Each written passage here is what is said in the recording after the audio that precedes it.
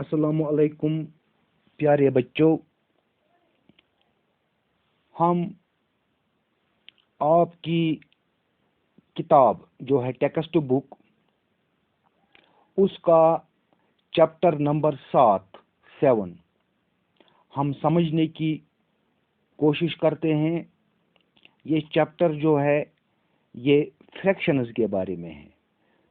Fraction क्या होती है हम समझ चुके हैं अब कि फ्रैक्शन जो होती है ये पार्ट ऑफ ए होल, यानी पूरे एक चीज के, या अगर हमारे पास 1 रुपया है उसके जो हम हिस्से करेंगे, या 10 रुपया के हिस्से करेंगे, या हमारे पास चॉकलेट एक है उसके जो हम हिस्से करते हैं वही फ्रैक्शन कहलाते हैं।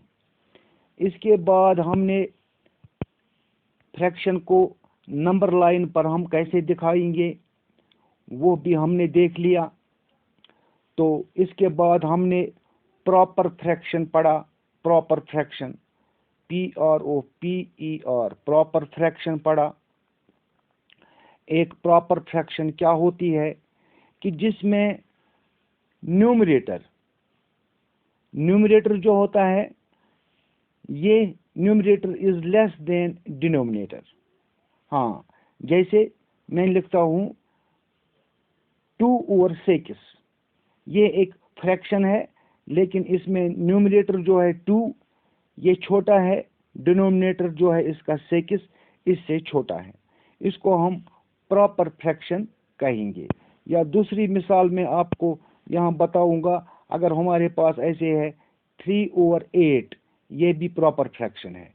इसमें भी न्यूमरेटर जो है ऊपर वाला यहाँ 3 लिखा है और यहाँ 8 लिखा है, ये इससे छोटा है, 3 8 से छोटा है, यानी numerator is less than denominator. इसको हम प्रॉपर फ्रैक्शन कहते हैं। हमने प्रॉपर फ्रैक्शन को भी देखा कि हम इसको कैसे नंबर लाइन पर दिखाएंगे। इसके बाद हमने देखा कि इम्प्रॉपर फ्रैक्शन क्या होती है। इम्प्रॉपर फ्रैक्शन क्या होती है जिसमें जो न्यूमरेटर जो है वो ग्रेटर देन होता है डिनोमिनेटर से। जैसे मैं लिखूंगा 5/3, इसमें न्यूमरेटर जो 5 है वो बड़ा है 3 से डिनोमिनेटर से, तो ये इम्प्रॉपर फ्रैक्शन होती है। और मिक्सड फ्रैक्शन भी इसके साथ हमने पढ़ लिया कि इम्प्रॉपर फ्रैक्शन को हम मिक्सड फ्रैक्शन भी बना सकते हैं और मिक्सड फ्रैक्शन को हम इम्प्रॉपर फ्रैक्शन भी बना सकते हैं। मिक्सड फ्रैक्शन क्या होती है जिसमें एक होल नंबर पार्ट होता है। फॉर एग्जांपल 4/1/2 है, ये क्या है, ये मिक्सड फ्रैक्शन है। इसमें 4 पूरे हैं और 5वां जो चीज है उसमें आधा है। 1/2 जहां भी लिखा होगा, मैंने आपको पहले भी समझाया है कि अगर डिनोमिनेटर का आधा ऊपर होगा उसको हम नस्ब कहलाते हैं। जैसे कि अगर 2/4 जो है ये आधा है, यानी कोई चीज है हमारे पास उसके 4 हिस्से हैं। कोई चीज हमारे पास है, ये हमारे पास एक ब्रेड है या चॉकलेट है, आप मान लीजिए इसके हम 4 हिस्से करेंगे, तो बराबर 4 हिस्से करेंगे। 4 में से 2, 1 2 3 4, इसका हर एक हिस्सा जो है 1/4 है, 1/4 है, ये भी 1/4 है। तो अगर हम दिखाएंगे 2/4 का मतलब है 2 हिस्से इसमें ले लेंगे हम, 4 हिस्सों में से 2 हिस्से, तो इसका मतलब भी ये नस्ब हो गया। अगर इसी को हम 8 हिस्से करेंगे, हाँ 4/8, ये भी आधा हो गया। तो आपने ये भी सीख लिया कि मिक्सड फ्रैक्शन क्या होती है। अब प्यारे बच्चों, आज हम देखेंगे कि इक्विवेलेंट फ्रैक्शन क्या होती है। इक्विवेलेंट फ्रैक्शन क्या होती है। इक्विवेलेंट फ्रैक्शन क्या होती है, यानी कि बराबर फ्रैक्शन। अगर हमारे पास यह EQUIVALENT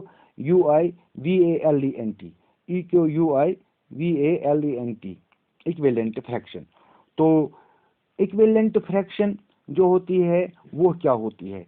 इक्विवेलेंट फ्रैक्शन का मतलब है अगर हमारे पास दो फ्रैक्शंस हैं, वो दोनों बराबर हैं, दोनों बराबर हैं, तो हम इसको कैसे दिखाएंगे?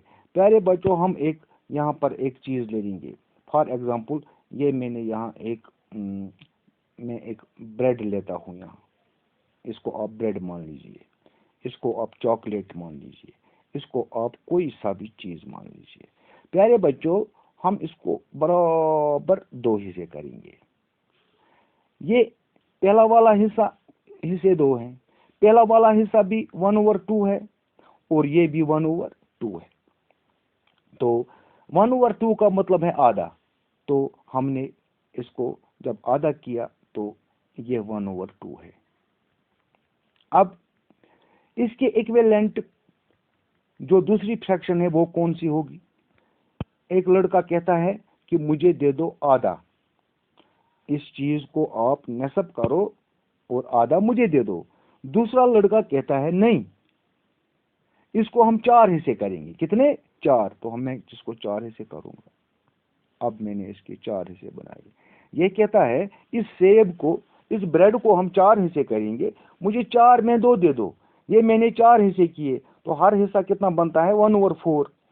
तो मैं इसको इतना देता हूं, 4 में से 2 हिस्से, एक हिस्सा ये और एक हिस्सा ये, तो फिर भी इसको इतना ही आया। यानी इसका मतलब है 1/2 और 2/4 दोनों बराबर हैं।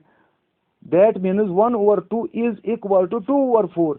ये इक्विवेलेंट फ्रैक्शंस हैं। दूसरा लड़का कहता है नहीं, मुझे ऐसे हिस्सा नहीं करना है, हम इसको हिस्से करेंगे, हम इसको 8 हिस्से बनाएंगे। फिर 4 मुझे दे दो, 4 आप ले लो। तो मैं इसको 8 हिस्से करता हूँ। 2 तो 2 4, 2 6 और 2 8 हिस्से। अब 8 हिस्से हो गए। 8 में से ये कहता है मुझे 4 हिस्से दे दो। एक तो इसको ये हिस्सा आएगा, एक हिस्सा, दूसरा ये, तीसरा ये, चौथा ये। फिर भी उतना ही आया, फिर भी इससे आगे ये बड़ा नहीं। इसका मतलब है 1/2, 2/4 और 4/8। 1/2, 1/2, 2/4 और 4/8, ये सारे जो फ्रैक्शंस हैं ये इक्विवेलेंट फ्रैक्शंस हैं। अब आपको अगर इक्विवेलेंट फ्रैक्शन बनाना होगा, अगर आपके पास एक फ्रैक्शन है, कोई भी फ्रैक्शन आपके पास है, 1/2 को ही हम लेते हैं, 1/2 को ही हम लेते हैं। अब आपने बताना होगा इसकी इक्विवेलेंट फ्रैक्शन। इक्विवेलेंट फ्रैक्शन तो क्या करते हैं हम, एक नंबर से इसको हम न्यूमरेटर को भी मल्टीप्लाई करेंगे, उसी नंबर से डिनोमिनेटर को भी मल्टीप्लाई करेंगे। चाहे 2 से करेंगे, चाहे 3 से करेंगे, चाहे 4 से करेंगे। मैं 2 से करता हूं, 2 से ऊपर भी ज़रब, 2 से नीचे भी ज़रब। ये क्या बनता है? 2/4। अब 2/4 की इक्विवेलेंट फ्रैक्शन क्या है?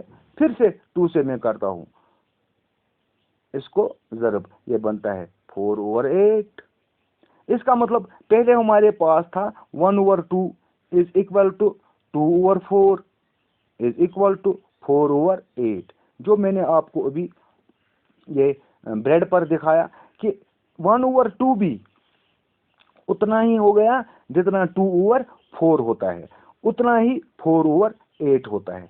अगर आपने अब 4/8 का इक्विवेलेंट फ्रैक्शन बताना होगा, हम इसको 2 से भी ज़रब दे सकते हैं, न्यूमरेटर को भी और डिनोमिनेटर को भी, तो हमारे पास दूसरी इक्विवेलेंट फ्रैक्शन बन सकती है। अगर 2 से नहीं दे देंगे हम, कोई कहेगा कि क्या हम 3 से ज़रब दे सकते हैं, न्यूमरेटर को भी डिनोमिनेटर को भी? हाँ, हम 1/2 को 3 से भी ज़रब दे सकते हैं, लेकिन शर्त यह है कि जिस नंबर से हम ऊपर ज़रब देंगे उसी से हमें नीचे भी ज़रब देना है। ये बनेगा 3/6।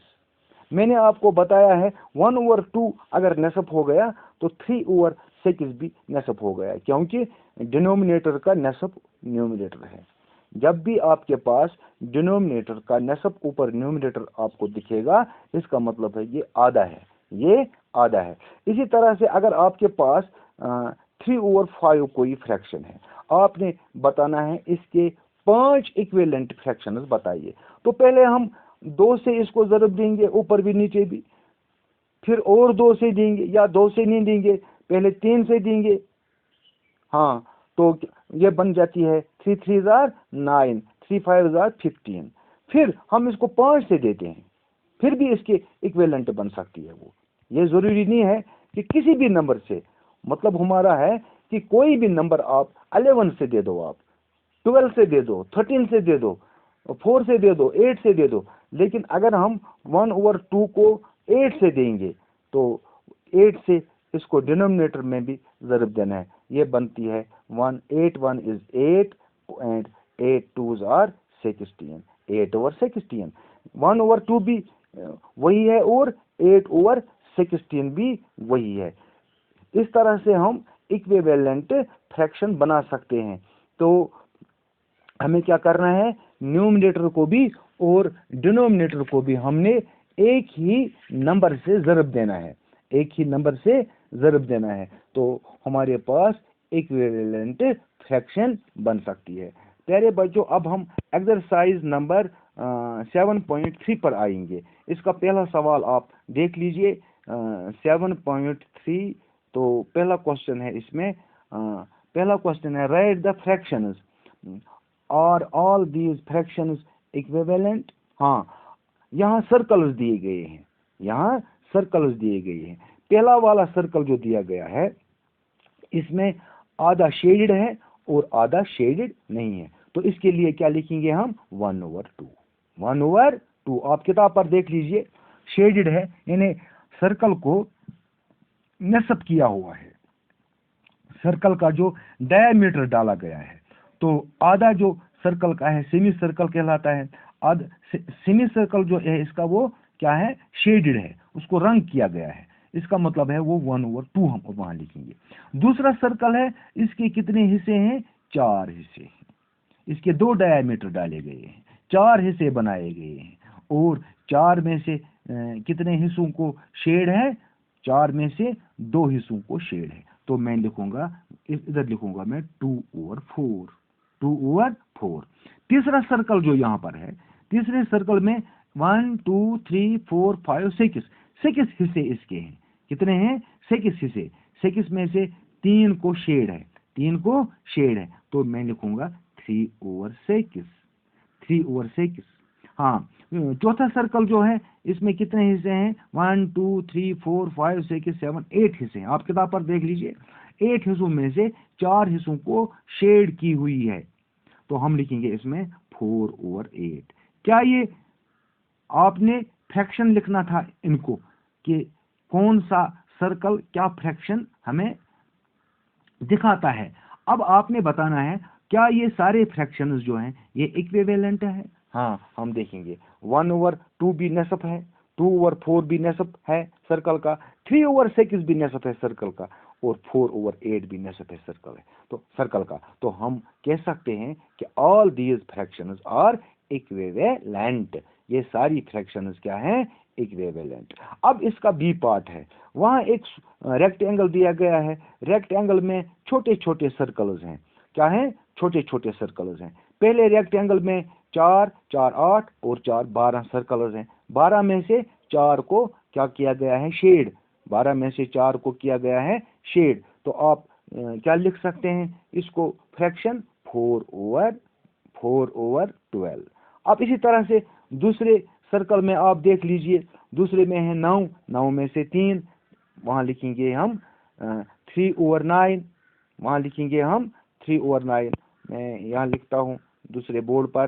तो पहले में है 4/8, 4/12, दूसरे में है 3/9, और तीसरे में है 6 सर्कल्स और 2 को कलर किया गया है, यहाँ लिखेंगे हम 2/6, और दूसरे सर्कल में है 1/3। हाँ, अब लास्ट वाला जो है इसमें है 15 सर्कल्स और 6 को कलर किया गया है, तो हम लिखेंगे 6/15, 6/15। तो क्या ये सारे सर्कल्स जो हमें यहाँ इन रेक्टेंगलों में दिया गया है, इनकी हमने फ्रैक्शन लिखी? क्या ये फ्रैक्शंस इक्विवेलेंट हैं? सबकी ये फ्रैक्शंस इक्विवेलेंट है या नहीं है? तो हमने ये बताना है। प्यारे बच्चों, आप देख लीजिए, 12 में से 4, 12 में से 4, 12 में से 9 में से 3, 9 में से 3, इसी तरह से तो 6 में से 2, 3 में से 1, 15 में से 6, ये क्या बराबर हैं? नहीं, ये बराबर नहीं है। इस क्वेश्चन को हम लिखेंगे नो। तो प्यारे बच्चों, ये था आपको क्वेश्चन नंबर 1 7.3 का। तो अब आप जान चुके हैं कि इक्विवेलेंट फ्रैक्शन क्या होती है। तो इंशाल्लाह कल हम इसका दूसरा क्वेश्चन करेंगे, तीसरा चौथा क्वेश्चन जितने भी होंगे इसके। तो आज के लिए इतना ही। तो कल इंशाल्लाह फिर मिलेंगे। तब तक के लिए खुदा हाफिज।